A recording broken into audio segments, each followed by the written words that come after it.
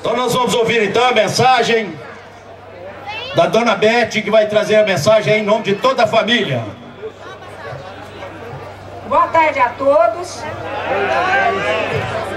Olha, é um prazer imenso ter vocês aqui em casa, por saber que o Roberto é uma pessoa tão querida e especial. Eu agradeço a todos essa oportunidade da presença em nossa casa. Muito obrigado e que vocês tenham um bom retorno bem à noite. Nem agora não, bem à noite. E a festa é para durar o dia todo. Tá certo? Espera aí. Olha, gente, é um prazer imenso termos aqui em casa. Muito obrigada pela presença. Agora eu vou passar para a Betinha, que a Betinha também quer falar.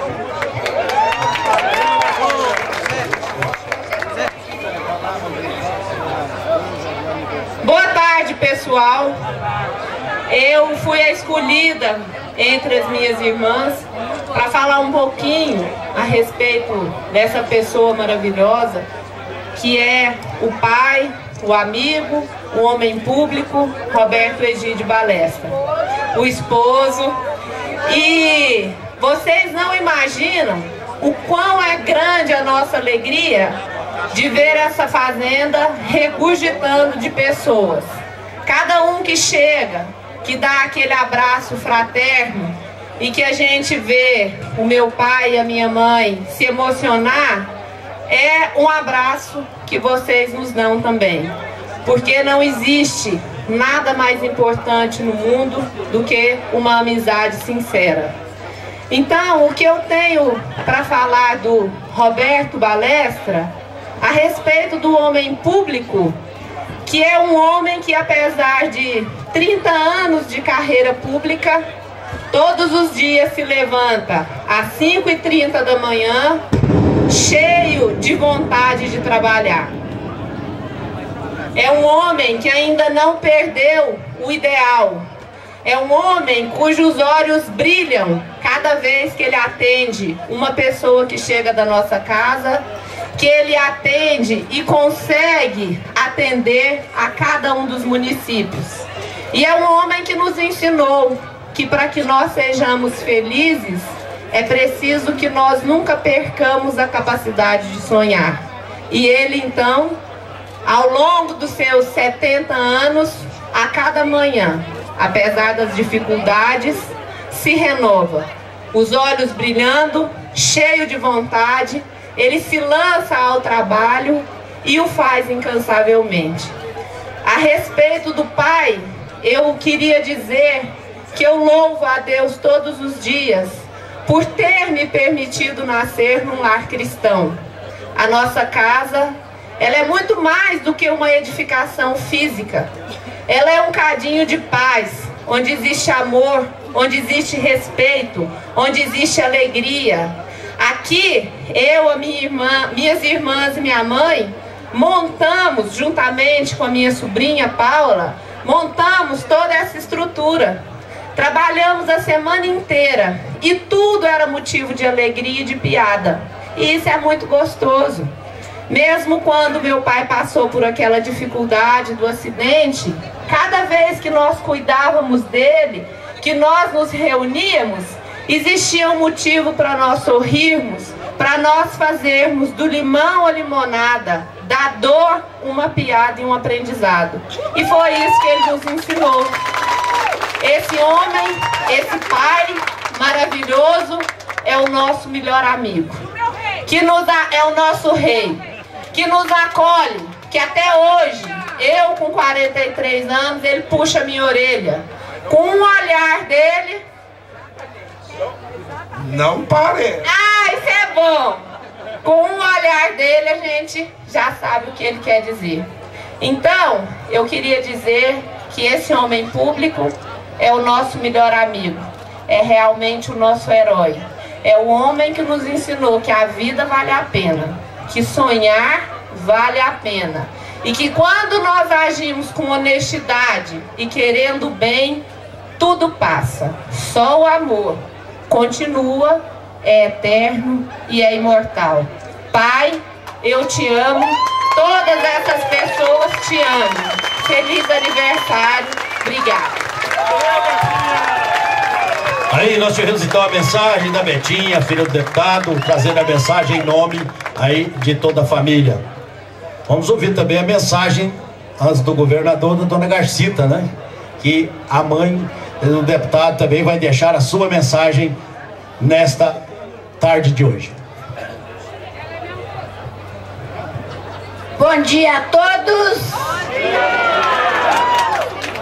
Olha, a emoção é tão grande, tão grande. Às vezes, quando é excesso, a gente vai para frente. Quando é excesso, a gente arreia. E hoje, o excesso de emoção vai me permitir contar um pouquinho da história do meu filho, do Balessa, que hoje faz os seus 70 anos de idade, que para mim é uma glória. Vocês vão me dispensar das formalidades. O governador já me conhece, sabe que eu sou muito simples, né, governador? E é um prazer o senhor estar aqui conosco, porque o nosso chefe maior do estado de Goiás veio também dar a... Eu pensei, meu Deus, será que o governador vai vir? Ele, mas o Roberto são tão amigos. Olha, não deu outra, hein? Eu vou falar um pouquinho do Roberto. Segura para ela, Roberto. Bom, ele foi sempre uma pessoa humilde, em primeiro lugar, determinado e amigo, principalmente das pessoas, o apoio que sempre gostou de dar desde criança aos mais necessitados. Às vezes ele chegava em casa sem a camisa, às vezes ele chegava sem o sapato, porque ele havia dado para os coitadinhos que tinha pedido. Então essa é a primeira característica dele. O que ele gostava? Sempre gostou de andar a cavalo, de ir nas festas na roça. Ele não gostava de festa na cidade. E eu tinha um tio, que os filhos estão aqui, Modestino Rabelo, que a fazenda nenhuma, era o passeio predileto dele. Passeio predileto. Às vezes tinha alguma festa, ele não ia. Ele pegava um cavalo e ia lá para a fazenda do tio Modesto. Ele, bom, quando pequeno, a primeira professora dele, tinha uns 5, 6 anos, foi a dona Luzia Aidar, Bueno Aidar, mãe do deputado. E então ele e o Renato estudavam com ela. Era ali onde hoje é a Câmara Municipal. E ela então um dia me contou que ela precisou sair um pouquinho e falou, e como o Roberto era muito inquieto, ela falou: Roberto, você vigia os meninos para mim. Aí ela que me contou isso. Quando ela foi chegando, ele estava em cima da mesa. E ele gritava para os colegas: cala a boca, cavalada, cala a boca, guarda. Tanto que ele gostava de fazenda e das criações, né? Que ele transferia tudo isso. E ele... Bom, depois o primário, aqui tinha a escola do seu Hilário, que era um professor muito severo. Tem alguém aqui que se lembra da escola do seu Hilário? E do professor Joaquim? Seu pai lembra. Então, e ele era muito enérgico. E o Roberto estudava lá, ele e o Renato, que era depois dele. Mas no fim do mês, as notas do Renato vinham lá em cima, as do Roberto lá embaixo. Aí, eu não gostava de estudar. Aí um dia eu falei pro professor Hilário: professor, o que eu faço com o Roberto? Ele falou, eu pergunto para a senhora o que eu vou fazer, porque é o mais educado aluno que eu tenho aqui no colégio. Depois disso, depois que terminou o primário, como ele não gostava de estudar, então a gente achou que se levasse fora, quem sabe ele tomava gosto, né? Aí nós levamos para São Paulo, no Colégio Pasteur, Instituto Pasteur. E lá ele fez o ginásio, que na época era com 4 anos, né? Mas um dia ele escreveu uma carta que ele queria voltar. Se você falou, se o senhor e o papai e a mamãe não consentirem, eu fujo. Então ele avisou que ia fugir, né? Aí depois disso, que ele terminou o ginásio, ele foi fazer o quê? Nós já tínhamos a fábrica de queijo e manteiga. E como ele gostava era de roça, de fazenda,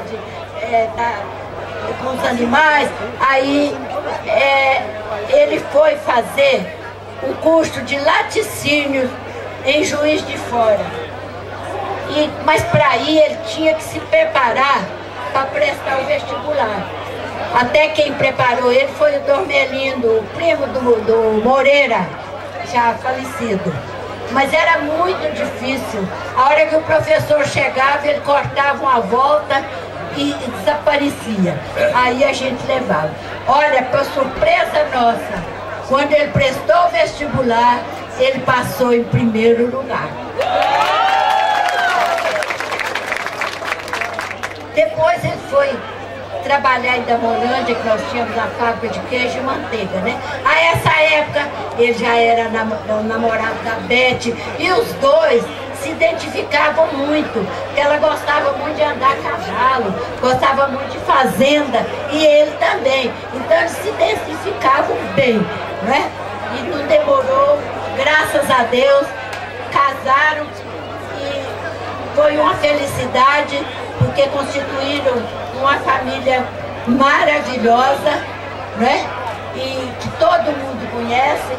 Só essa presença maciça do vice-governador. Isso é muito bom, gente, é muito. A gente fica tão emocionada que até fala demais, né? E como, quando ele era pequeno, o Nelo, o meu esposo, foi candidato a vice-prefeito em 58, com o seu Gonçalves.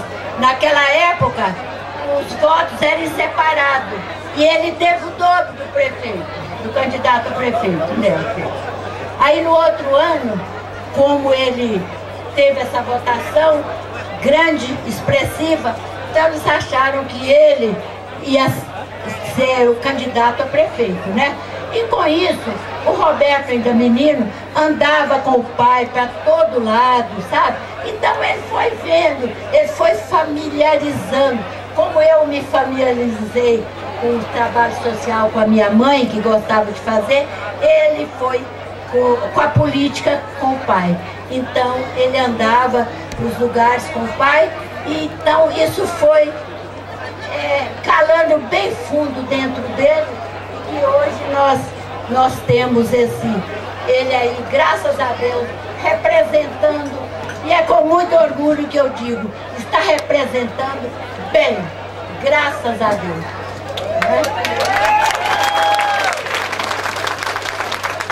E ele, antes de ser deputado federal, em 76, o Otávio Nascimento, conhecido de todos, foi candidato a prefeito, e ele foi candidato a vice. Mas não lograram êxito, não, porque naquela época era muito difícil ganhar a eleição nessa cidade. A gente sofreu demais, viu? E eu sou tenista de papo amarelo. Aí quando foi em 92 a 82, ele foi candidato a prefeito, tendo o Olício Vilaverde como vice. Não conseguiu. porque a nossa derrota aqui era de 2.000 votos. Voto vincular, era o voto vincular. Aí já era o voto vincular. Bom, e finalmente, em 86, ele se candidatou a primeira vez para deputado estadual, federal, e tem muitos aqui, eu sei a maior parte que sempre votou nele, e daí para frente ele foi só o prestígio, a confiança. Eu acho que antes do prestígio é a confiança que as pessoas precisam ter no político, né? Porque hoje, infelizmente, não está fácil. Mas graças a Deus, ele está no 7º mandato e... Oitavo!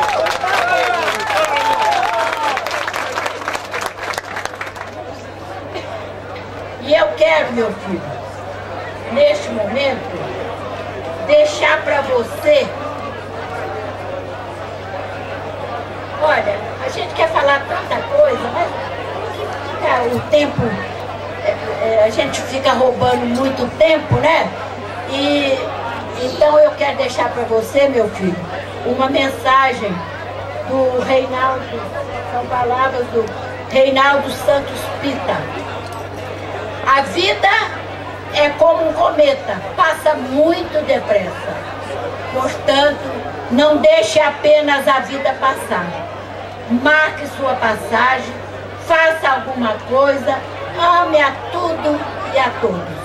E nunca se esqueça, o importante em nossa existência é termos uma história para contar. E graças a Deus, Roberto, a sua história já está com muitos capítulos. Graças a Deus. Obrigada pela presença. Aí nós tivemos então a mensagem de Dona Garcia, dessa memória viva da cidade de Inhumas. Olha, nós tivemos a mensagem da Dona Bete, a esposa, da filha, tá certo? Tivemos aí da mãe, a Dona Garcita. Vamos ouvir o neto, falar em nome dos netos. O Luiz Alberto vai trazer a sua mensagem em nome dos netos, do deputado Palestra. Primeiramente, eu queria dizer que eu sou o neto que meu avô mais gosta. E, como disse um amigo meu, eu trouxe ele aqui a primeira vez, ele falou assim: Luiz, você tá vendo tudo isso aqui que tá em volta? Que no caso são as delimitações da fazenda. Foi seu avô que construiu isso aqui. Seu avô que conseguiu com serviço e com o trabalho dele, com dignidade. Então, e outra coisa, eu tô olhando aqui, ó, cada palmo que eu olho, eu só vejo amigo do meu avô, eu não vejo ninguém falando mal dele, todo mundo querendo bem. E isso é um pouco que demonstra do que o meu avô representa para mim, para a família e para, eu acho que cada um de vocês. Principalmente para mim, porque, como minha avó fala, eu sou igual ao meu avô e eu sou o que ele mais gosta, né? Então, queria agradecer a todos vocês. E se tem uma pessoa que eu acho que todo mundo aqui tem um herói na vida, tem duas pessoas que eu tenho como herói, meu avô e meu pai. E se eu fosse descrever cada característica do meu avô e do meu pai, no caso, eu acho que uma enciclopédia seria pouco para cada um deles.